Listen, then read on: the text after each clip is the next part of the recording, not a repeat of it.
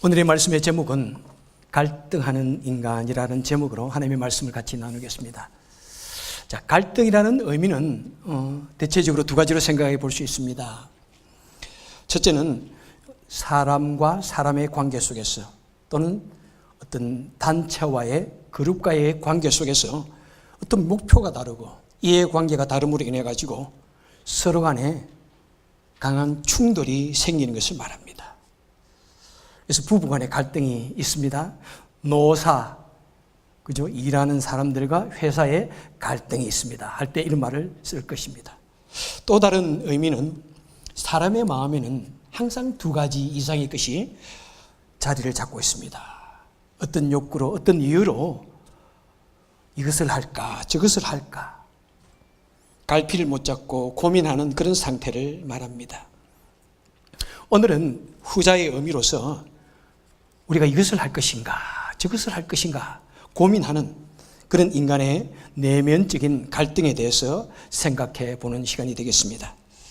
자, 내면적인 갈등에 대해서 생각해 보는 대표하는 사람, 한 사람을 들라고 한다면은 우리는 햄릿을 우리는 빼놓고 말할 수가 없을 것입니다. 우리의 비극적인 영웅 햄릿, 우리 인류가 낳은, 영국이 낳은 위대한 문학유산 셰익스피어.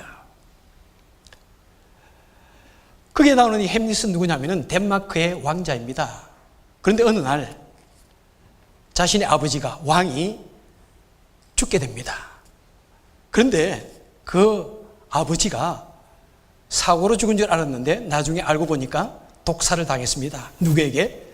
자신의 삼촌에게 독사를 당해서 죽게 됩니다. 그래서 이 햄릿은 그래, 내가 이것을 보복을 해야지, 공의를 이루어야지, 그렇게 생각을 합니다. 그런데 너무나 많은 생각이 있는 거예요. 그래서 하는 말이 무엇입니까? To be or not to be, that is the question. 한국말로는 죽느냐 사느냐 이것이 문제로다. 그런데 좀 더 많은 현대에 와서는 내가 그냥 모른 척하고 그대로 살 것인가, 아니면 죽을 각오를 하고 내가 보복을 할 것인가. 그 마음의 갈등을 기록한 비극적인 책이 바로 햄릿입니다. 그런데 이 햄릿의 모습은 단순히 그 한 사람의 말이 아니라 일생을 살아가는 우리 사람들 속에 항상 그런 갈등을 한다는 것입니다. 내가 이것을 할 것인가, 저것을 할 것인가 고민하면서 갈등하며 괴로워하는 우리 사람의 모습을 보여주기 때문에 셰익스피어의 책 중에서 가장 우리 인류들에게, 사람들에게 많은 영향을 끼치고 많이 읽혀지고 또 무대나 또 영화로 만들어지는 그런 책입니다. 자, 사람은 이렇게 동서고금을 막론하고 우리는 고민합니다. 갈등합니다. 사랑과 미움 사이에서 내가 어떻게 할 것인가 갈등하고, 선과 악 사이에서 갈등하고, 또 거룩과 세속 사이에서 우리는 갈등하며 살아갑니다. 또 어떤 일을 할 때 내가 이렇게 할 것인가, 저렇게 할 것인가, 어떻게 할 것인가, 그렇게 갈등하고 고민합니다. 여러분 혹시 오늘도 교회 오실 때 오늘 교회 갈까 말까 갈등하시다 오시지는 않았습니까?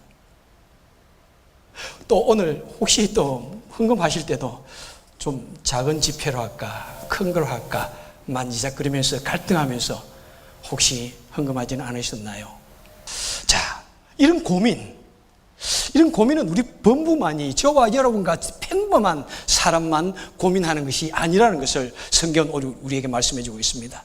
성경에 나오는 위대한 믿음의 사람들, 그리고 오늘 본문에 보니까 바로 사도 바울이, 그 위대한 하나님의 사람 사도 바울이 엄청난 고민을 하고 있는 것을 보게 됩니다. 자, 15절에 보니까 나의 행하는 것을 내가 알지 못하니 곧 원하지 않는 그것을 행하고 도리어 미워하는 것을 한다. 그 다음에 18절에 보니까 원함은 내게 있으나 선을 행함은 없도다. 19절에 보니까 내가 원하는 바 선은 하지 아니하고 도리어 원치 아니하는 바 악을 행한다. 21절에 보니까 곧 선을 행하기 원하는 나에게 악이 함께 있구나 라고 말하며 구구절절히 고민하고 한탄하고 갈등하고 있습니다. 그리고 마침내 24절에 보니까 사도 바울은 오라 나는 공관자로다, 누가 이 사망의 몸에서 나를 건져내랴 하는 이런 탄식을 쏟아내고 있습니다. 여러분, 우리가 그렇게 존경하는 사도 바울, 가장 예수 그리스도를 닮았다고 하는 사도 바울, 위대한 하나님의 능력을 가진 그 사도 바울이 무슨 말이란 말입니까? 어쩌여 그는 이렇게 오라 나는 공관자로다, 비참한 자로다, 이 사망의 몸에서, 이 죄악의 몸에서 누가 나를 건져내라, 이렇게 긴 한숨을 절망적인 모습으로 쏟아내고 있는 그 말의 의미가 무엇인지를 한번 생각해 보기를 원합니다. 첫째, 사도 바울은 우리 모든 성도들이 주님을 믿고 변화되었고 그리고 하나님의 말씀대로 살 것을 매우 결심하는데, 우리 실제의 삶에서는 아직도 죄악의 문제로 인하여 고민하고 그런 우리의 모습을 대표해서 하는 말인 것입니다. 왜 우리가 하나님을 믿고 예수를 믿는다고 하면서 아직도 죄를 완전히 떠나지 못하고 아직도 죄를 지을까?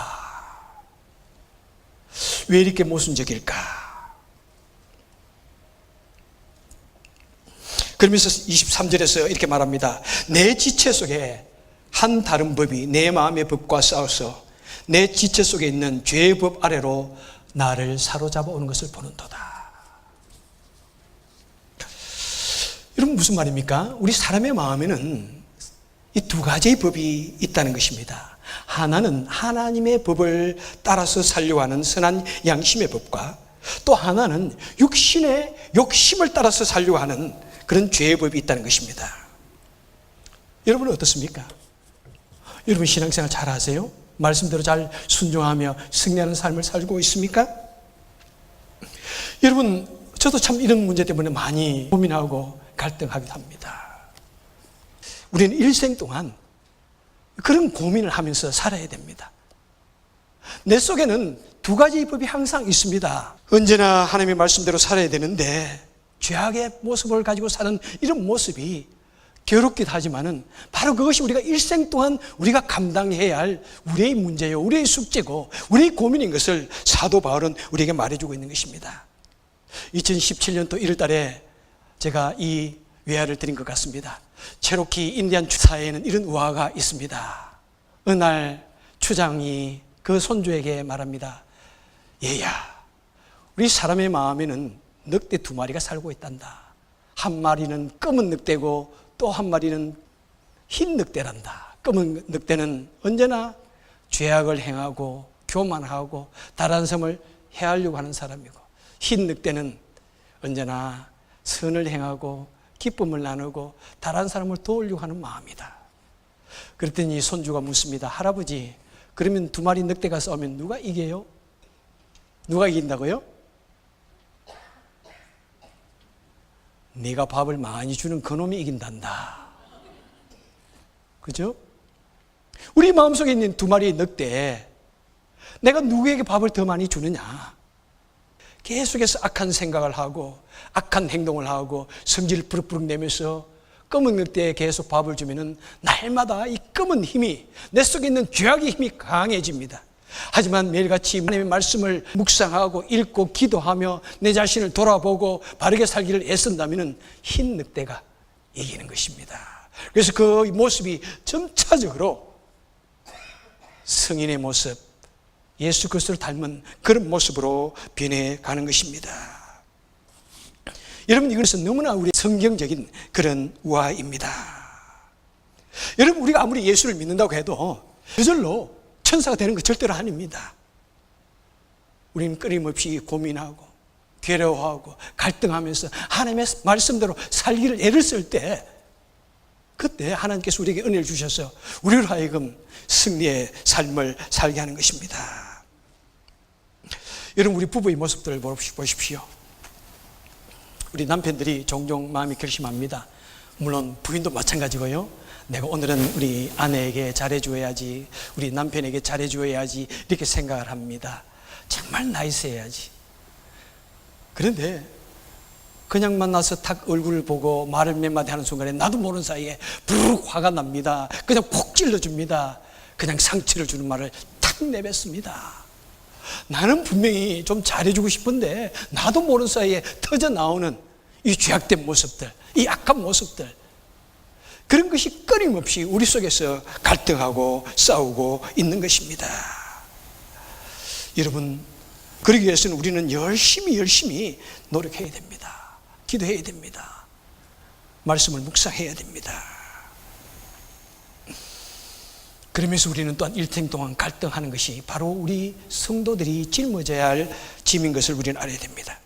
자, 두 번째로 무엇입니까? 두 번째로 사도 바울은 우리 신앙인은 이 죄악을 이기기 위해서는 처절하게 싸우고 경계하고 이겨야 한다는 것입니다.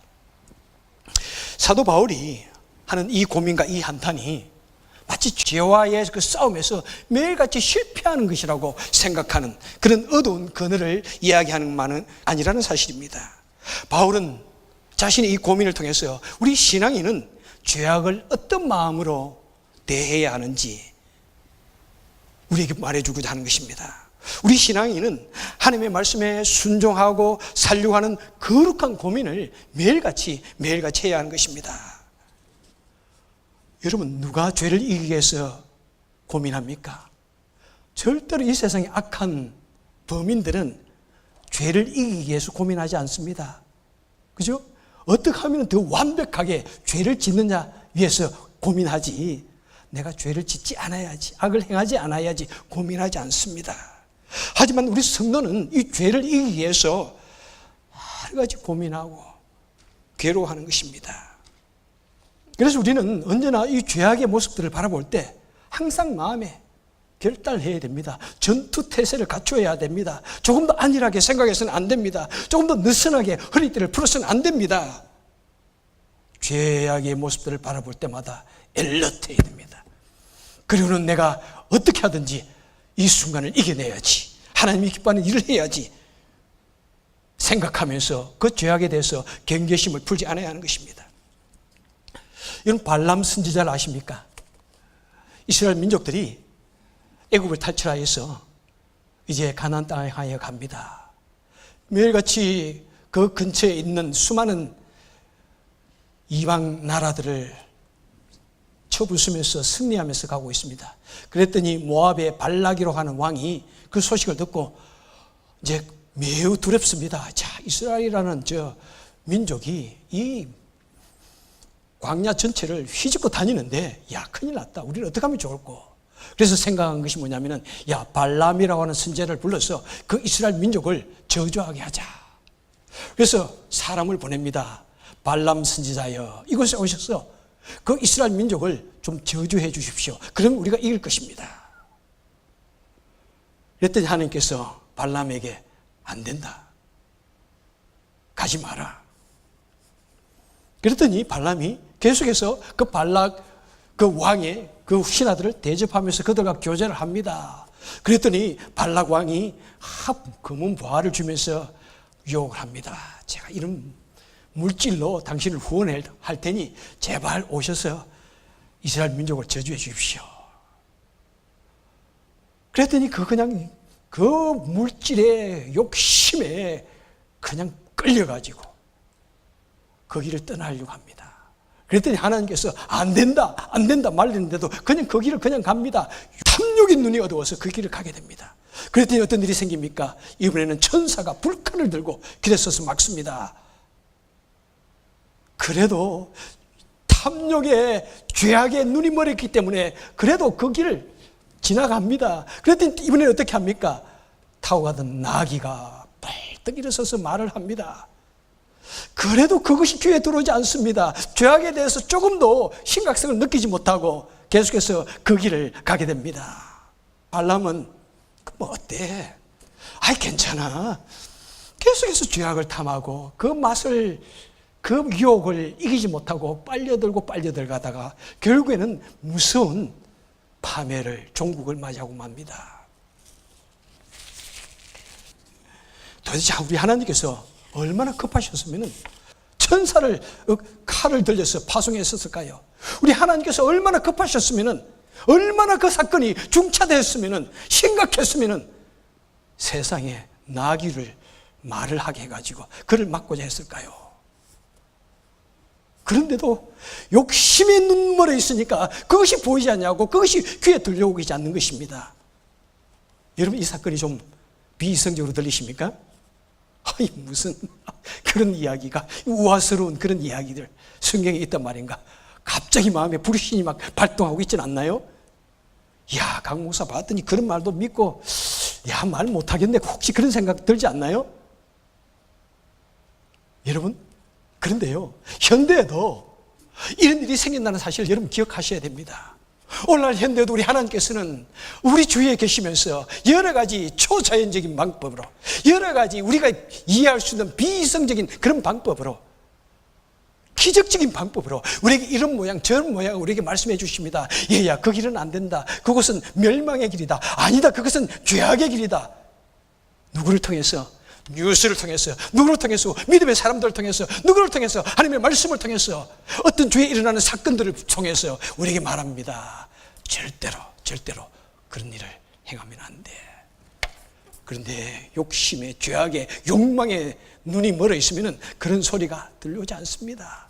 오늘날에도 한국에 보십시오. 얼마나 끔찍한 사고가 있습니까?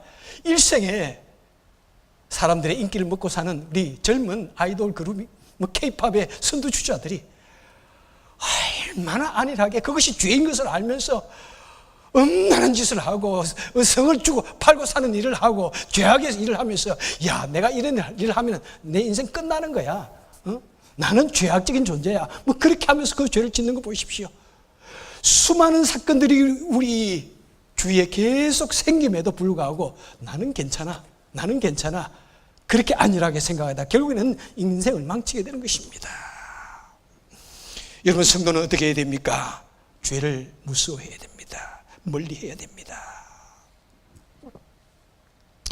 우리는 이 세상 속에 섞여 살아갑니다. 하지만 거기에 어떤 모습이든지, 어떤 죄악의 모습이 있다면 우리는 단숨에 발을 빼야 됩니다.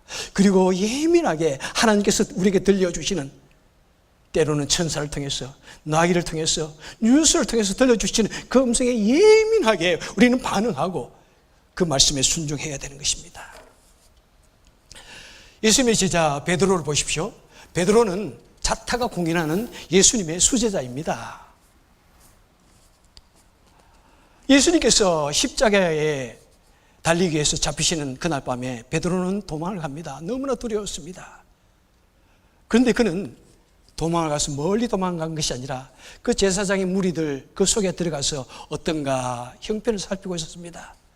그 제사장의 그 하속들과 더불어서 따뜻하게 불을 쬐고 있었습니다. 그랬더니 어떤 어린 계집종이 와가지고, 야, you are one of them.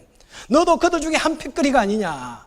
그랬더니 아니라고 심지어는 예수님의 이름을 저주까지 하며 그런 예수님을 모른다는 그런 엄청난 일생일대의 큰 실수를 하게 됩니다. 여러분, 얼마나 두렵습니까? 그토록 놀라운 예수님의 수제자 베드로가, 죽음도 불사하겠다고 하는 그 예수님의 제자 베드로가 작은 계집종 앞에서 예수를 모른다고 부인합니다. 그는 털럭털럭 걸어 나오는데 그때 어디선가 닭 우는 소리가 들려옵니다. 아마 그 당시에 수많은 사람들이 그 닭 우는 소리를 들었을 것입니다.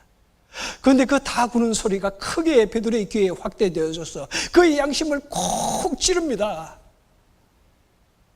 그 베드로는 그 닭 우는 소리를 듣고 주님 앞에 나와 통곡하며 눈물을 흘리며 회개하게 됩니다.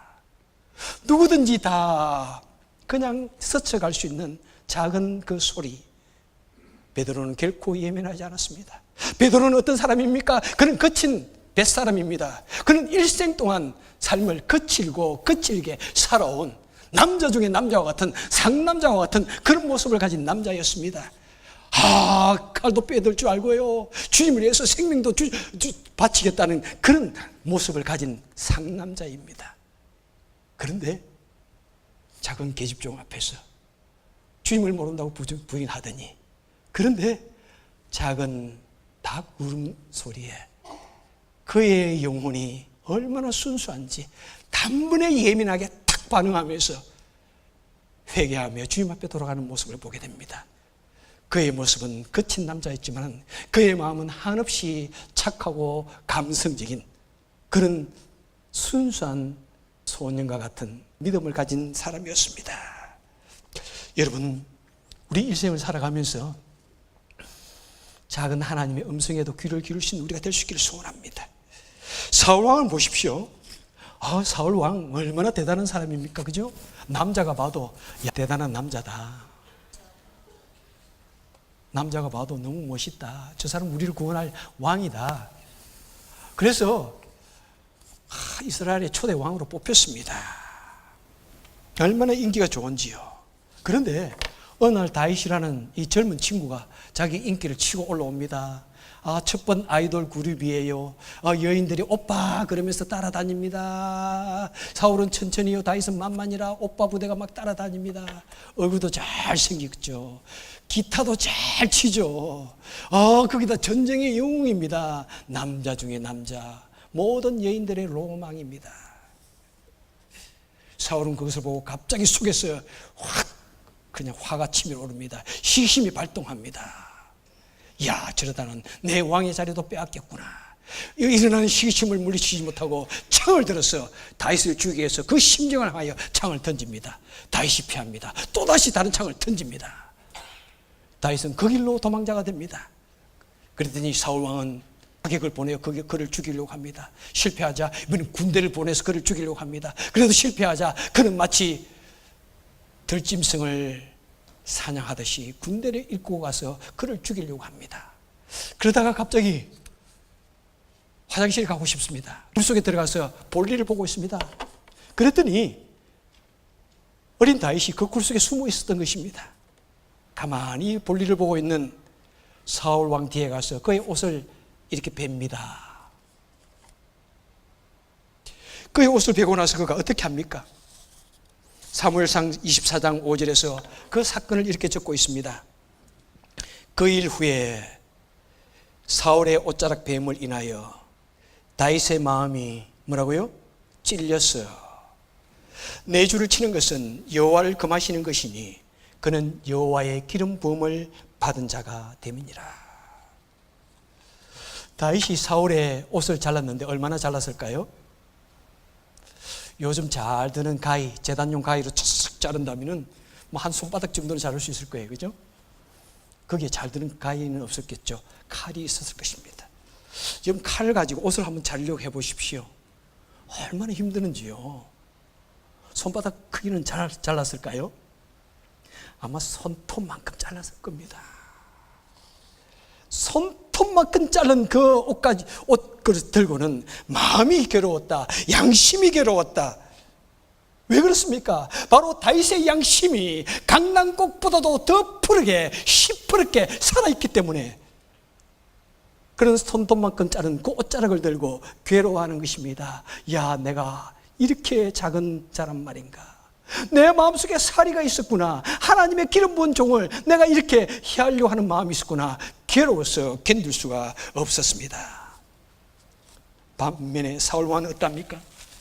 사무엘 선지자가 사울왕에게 말합니다. 사울왕이여, 당신이 범죄하였도다. 제사장의 자리, 그것을 당신이 범하였도다. 그랬더니 절대로 회개하지 않냐고 온갖 종류의 변명거리만 내어놓습니다. 그리고는 그 다윗을 죽이기 위해서 달려가다가 노업 지방에 사는 그 제사장들이 다윗을 숨겼다는 그 이야기를 듣고 85명의 제사장의 목을 베게 됩니다. 다윗은 손톱만한 사울왕의 옷을 베고 괴로워 죽을 지경인데 사울왕은 85명의 제사장의 목을 치고도 그는 조금도 마음에 두려워하거나 괴로워하거나 번민하지 않습니다. 회개하지 않습니다. 그것이 믿는 자와 믿지 않는 자의 차이인 것입니다. 성도는 아주 작은 일에도 괴로워하는 것입니다. 바로 이것이 사도 바울의 마음이에요. 사도 바울이 큰 죄를 지어가지고 오라 나는 공관자로다. 누가 이 사망의 몸에서 나를 구해내라. 이렇게 고통한다고 생각하면 안 됩니다. 너무나 작은 문제. 그것조차도 그는 용납할 수가 없었던 것입니다. 제가 너무나 즐겁게 인용하는 시인 윤동주의 이야기를 또 하고 싶습니다. 시인 윤동주가 아마 살아 있었다면은, 좀 나이가 들 때까지 살아 계셨다면은, 그는 틀림없이 노벨 문학상 받았을 것입니다. 노벨 평화상 받았을 것입니다. 틀림없습니다. 그죠? 너무나 안타까워요. 그의 서시, 죽는 날까지 하늘을 우러러 한 점 부끄럼 없기를 잎새 이는 바람에도 나는 괴로워했다. 이 시를 다 내가 암송하는 것 여러분 아시죠? 여러분, 윤동주의 마음이 얼마나 하나님을 향하여 사도 바울과 같은 심정으로 서 있기에 잎새, 나뭇잎에 부는 작은 바람 한 자국을 보면서 괴로워했을까요? 작은 바람이 행여나 잎새를 상하게 하지 않을까? 행여나 잎새를 불어서 떨어뜨리지는 않을까? 상처를 주지 않을까? 그런 괴로운 마음으로 잎새에 부는 그 작은 바람을 보면서 괴로워한다는 것입니다. 윤동주 시인의 그 괴로운 마음, 바로 사도 바울의 마음과 같은 맥락인 것입니다. 여러분, 만약 우리 성도들이라면 우리 영혼이, 우리 양심이 시퍼렇게 칼날처럼 살아있다면 우리는 어떤 작은 문제이든지 어떤 부는 작은 바람에도 우리는 괴로워할 줄 알아야 됩니다. 어떤 작은 사람이 부는 작은 소리, 신음소리에도 우리는 예민하게 반응할 수 있어야 됩니다. 아무런 이름 없는 작은 새가 부르짖는 그 소리에 우리는 단번에 그 새의 고통을 우리 알아차릴 수 있어야 하는 것입니다. 그리고 하나님께서 내 마음속에 사건을 통해서, 말씀을 통해서, 목사를 통해서, 설교를 통해서, 뉴스를 통해서 들려주는 그 양심의 소리에 우리는 단번에 회개하며 돌아올 수 있는 우리가 되어야 하는 것입니다. 이제 말씀을 맺도록 하겠습니다. 여러분, 그렇게 죄악의 문제로 갈등하며 고민하던 사도 바울이 25절에서 무엇이라고 말씀하고 있습니까? 우리 주 예수 그리스도로 말미암아 하나님께 감사하리로다, 이렇게 말씀합니다. 여러분 보십시오. 지금 이 말씀은 지금까지 했던 그 어떤 말과는 완전히 지금 분위기가 다릅니다. 지금까지는 갈등하며 한숨 짓던 그런 바울의 모습은 사라지고 갑자기 햇볕이 쨍하며 나면서 감사와 찬송이 넘치는 것을 보게 됩니다. 지금까지는 검은 물구름을 밀고 온 저기압이었는데 갑자기 강국의 가을 하늘처럼 새파랗게 빛나고 있는 것입니다. 여러분, 무슨 의미입니까? 바울의 탄식은 믿음이 약해서나 자신의 죄악이 패배했기 때문에 그런 것이 아니라는 사실입니다. 바울은 예수를 믿기 전에는 자신이 대단한 존재인 것을 알았습니다. 그런데 예수님을 알고 나니까 비로소 자신이 얼마나 비천하고 형편없는 그런 존재인 것을 알았던 것입니다. 이제 하나님의 은혜를 깨달으니까 이제까지 자신이 얼마나 죄악되고 비참한 존재인지 그것이 눈에 들어오게 되는 것입니다. 여러분, 겨울의 안방에 어느 날 들어오는 그 햇볕을 본 적이 있습니까? 겨울에 길게 들어온 그 햇볕 속에 노출되어지는 수많은 먼지들, 먼지 알갱이 하나하나까지 다 보이는 그 먼지들, 지금까지는 내가 보지 못했는데, 지금까지는 알지 못했는데 찬란한 태양빛에 드러나고 있는 그 먼지볼을 보면서 여러분, 내가 이런 먼지를 먹고 마시고 살았단 말인가, 그런 생각했던 적이 없습니까?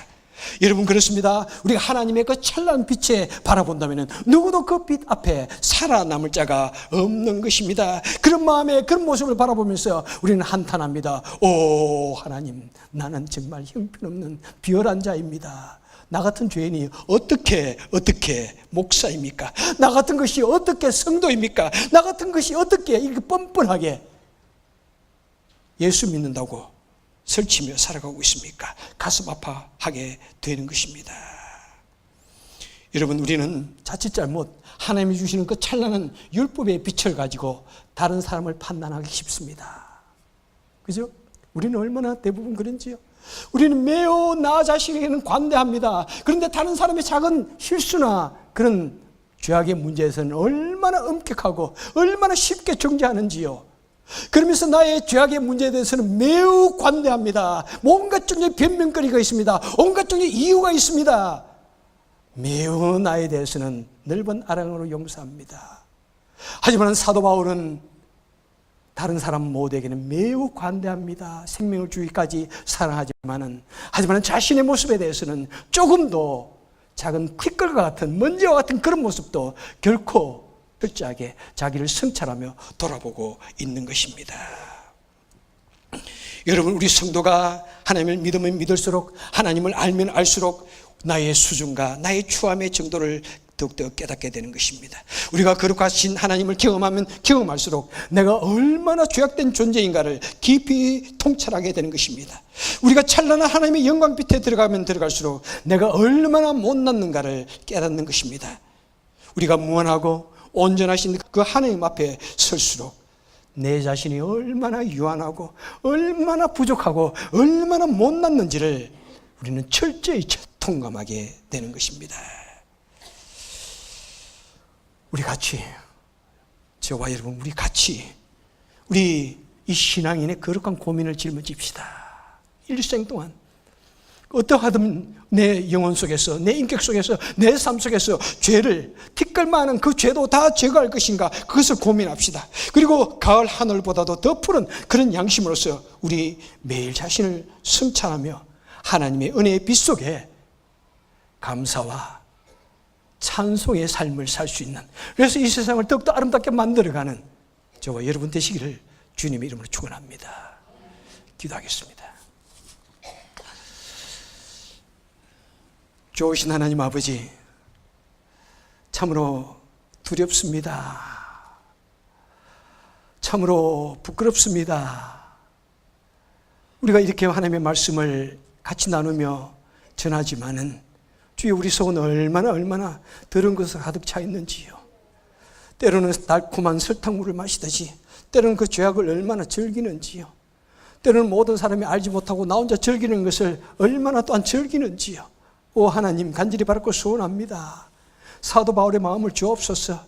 작은 죄악에도 철저하게 돌아보며, 나 자신을 돌아보며 예민하게 반응하고 무수어 때는 우리가 되게 하시고, 그리고 온갖 종류의 죄악에서도 우리는 하나님의 말씀대로 살고, 그리고 주님께서 우리에게 주신 그 힘으로 말미암아 승리하여서 언제나 이 세상을 더욱더 아름다운 하나님의 나라로 만들어가는 우리가 되게 하여 주옵소서.